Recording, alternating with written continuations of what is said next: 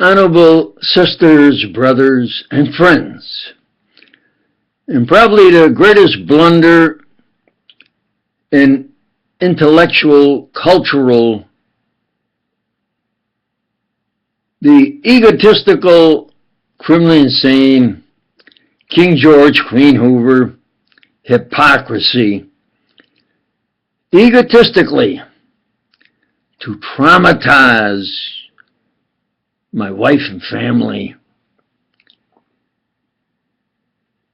resorted to old Homo Hoover legal harassment.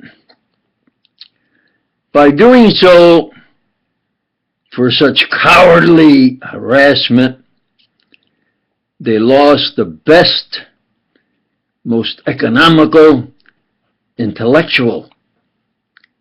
Arrivederci.